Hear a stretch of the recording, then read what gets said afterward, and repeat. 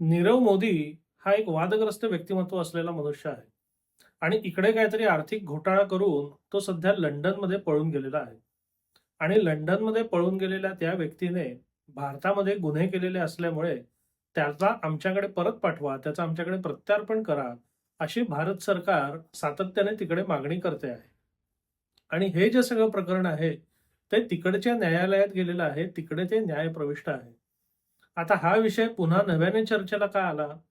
तर भारतीय सर्वोच्च न्यायालयाचे निवृत्त न्यायाधीश, मला वाटतं दीपक वर्मा, यांनी नुकतीच लंडनमध्ये जाऊन तिथल्या न्यायालयामध्ये नीरव मोदीच्या प्रत्यार्पणाचा जो खटला आहे त्यामध्ये साक्ष दिलेली आहे. आता त्या साक्षीचे अधिकृत कागदपत्र किंवा अधिकृत तपशील अजून तरी सार्वजनिक झालेला नाही. पण इथल्या काही वृत्तपत्रांमध्ये आणि तिथल्या काही वृत्तपत्रांमध्ये आणि त्यांच्या वेबसाईटवर जो काही मजकूर बातमी स्वरूपात आलेला आहे त्यावरनं सध्या असं दिसतंय की त्या प्रत्यार्पणाच्या विरोधामध्ये त्यांनी साक्ष दिलेली आहे. कारण प्रत्यार्पणाला सगळ्यात मोठं कारण ज्यामुळे नीरव मोदी त्याला विरोध करतोय ते म्हणजे तिकडे एकदा मी गेलो की चौकशीच्या नावाखाली माझा छळ करतील, मला टॉर्चर करतील. याच्यावर भारत सरकारने त्यांना आश्वासन दिलंय की चौकशी होणार नाही, छळ होणार नाही वगैरे वगैरे जे आश्वासनं द्यायची ती भारत सरकारने दिलेली आहेत. याच्यावर ही नव्याने जी साक्ष झालेली आहे त्यामध्ये रिटायर्ड जस्टिस दीपक वर्मा असं म्हणतात की भारत सरकारने जरी काही सांगितलेलं असलं तरी भारतामधल्या तपास संस्था ज्या आहेत त्या काही प्रमाणात स्वायत्त आहेत. त्यामुळे भारत सरकारने काहीही सांगितलं किंवा जे काही सांगितलं त्याचं पालन या स्वतंत्र संस्था करतीलच याची खात्री नाही.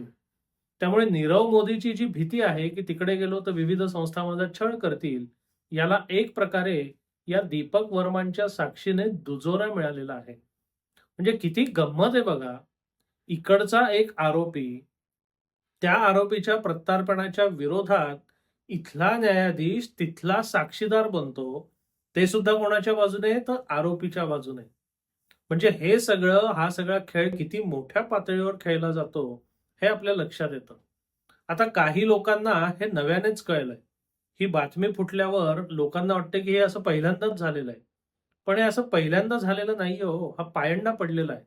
म्हणजे या नीरव मोदीचाच जर विचार करायचा झाला ना, तर याच प्रकरणाच्या प्रत्यार्पणाच्या खटल्यामध्ये याच्यापूर्वी रिटायर्ड न्यायाधीश मार्कंडेय काटजू आणि मला वाटतं अभय ठिपसे या दोघांनी सुद्धा साक्ष नोंदवलेली आहे.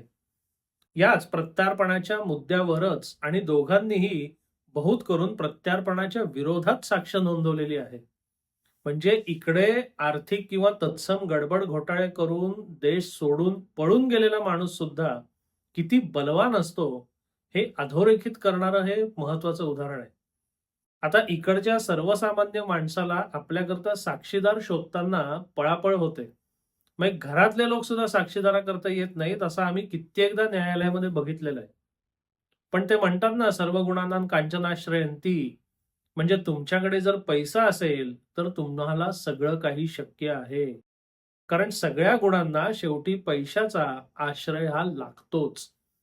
मग ज्या माणसांकडे आर्थिक ताकद आहे त्यांना साधेसुधे साक्षीदार तर सोडाच, निवृत्त न्यायाधीश यांना सुद्धा साक्षीदार म्हणून आपल्या बाजूने उभं करता येतं. हे सध्याचं उघडं नागडं वास्तव आहे. हे तुम्हाला आवडतं, नावडतं, पटतं, नाही पटतं, याला शून्य किंमत आहे. कारण हे होतं आहे, आपल्या डोळ्यासमोर होतं आहे. आता अशा बाबतीत काही कारवाई व्हायला पाहिजे का? काही कारवाई करणं शक्य आहे का? काही कारवाई केली तर त्याचा काही उपयोग होणार आहे का? हे फार मोठे यक्षप्रश्न आहेत. आणि किमान आज तरी माझ्याकडे या कुठल्याही प्रश्नांची उत्तरं नाहीत. पण एखादा आर्थिक ताकद असलेला मनुष्य काय करू शकतो? व्यवस्थेला हवं तसं कसं नाचवू शकतो? आणि जी व्यवस्था सर्वसामान्य माणसाला पायदळी तुडवते, तीच व्यवस्था अशा लोकांचे तळवे कसे चाटते, हे लक्षात येण्याकरता म्हणून हे उदाहरण अत्यंत महत्वाचं आहे. म्हणजे अजूनही बहुसंख्य लोक हे भोळे भाबडे आहेत. त्यांचा चांगुलपणावर, व्यवस्थेवर, सगळं चांगलं असतं, सगळं न्याय्य असतं, सगळ्यांना समान संधी असते, अशा भाकड कथांवर विश्वास आहे. पण अशा बातम्या जेव्हा येतात ना, तेव्हा ह्या आपल्या सगळ्या गृहीतकांना, या सगळ्या समजांना एक प्रचंड धक्का लागतो.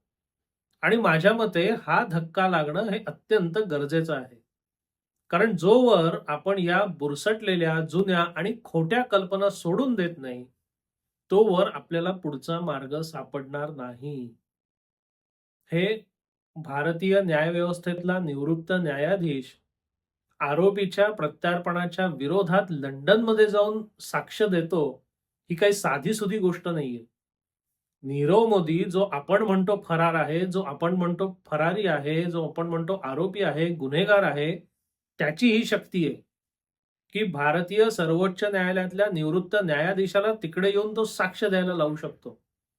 याच्यावरनं हे आणि अशा प्रकारचे लोक किती पोचलेले असतात, किती ताकदवान असतात, हे आपल्या लक्षात येतं. बरं ह्या सगळ्यांची ताकद त्या पैशामध्ये किंवा त्या सत्ता सामर्थ्यामध्ये नाहीये. तर या पैशाकरता आणि या सत्ता सामर्थ्याकरता वाट्टेल ते करायला तयार असलेल्या व्यवस्थेच्या लोकांमध्ये आहे. ही ही सगळी अशी लोकं पैशापुढे, सत्तेपुढे मान तुकवायला तयार आहेत ना, ही खरी त्याची ताकद आहे.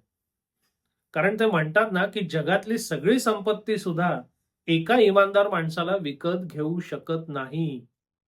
पैशाचं आणि सत्तेचं सामर्थ्य तोवरच आहे, जोवर विकले जाणारे आणि मान तुकवणारे लोक आहेत. आणि दुर्दैवाने आपल्या व्यवस्थेमध्ये असे लोक भरपूर आहेत. आणि हे याचा पुन्हा एकदा प्रत्यय येणारं हे ताजं उदाहरण म्हणजे नीरव मोदी करता आपला निवृत्त न्यायाधीश साक्ष देणं. हे भयंकर धक्कादायक आहे, पण हेच वास्तव आहे. आणि गंमत बघा, एरवी कुठल्या फालतू-फालतू बातम्यांची अगदी अहमहमिकेने चर्चा करणारे सगळी जी माध्यमं आहेत, त्यामध्ये याचा कुठे मुद्दा येतोय का हो? तुम्हाला कधी कळली ही बातमी, की नीरव मोदीचं असं भानगड चालली आहे? त्या प्रत्यार्पणाचं तिकडे केस चालू आहे. तिकडे आपला निवृत्त न्यायाधीश जाऊन साक्ष देतोय. हे कधी येतच नाही पुढे. हे लोकांपुढे येणारच नाही आणि तशीच ती सगळी रचना केलेली आहे. मला खात्री आहे हा सुद्धा जो व्हिडिओ आहे ना, हा अल्गोरिदम फार लोकांपर्यंत पोहोचून देणार नाही. म्हणून मी नेहमी म्हणतो, की सर्वसाधारणतः मी माझा व्हिडिओ शेअर करा वगैरे कधीही म्हणत नाही. पण हा जो व्हिडिओ आहे ना, हा शेअर होणं जास्त गरजेचं आहे. कारण ह्या मुद्द्याला वाच्यता फुटणं जास्त गरजेचं आहे. तुम्हाला या विषयाबद्दल काय वाटतं? या व्हिडिओबद्दल काय वाटतं? अवश्य कळवा. आणि शक्य झालं तर हा व्हिडिओ अधिकाधिक लोकांपर्यंत पोहोचवा. धन्यवाद.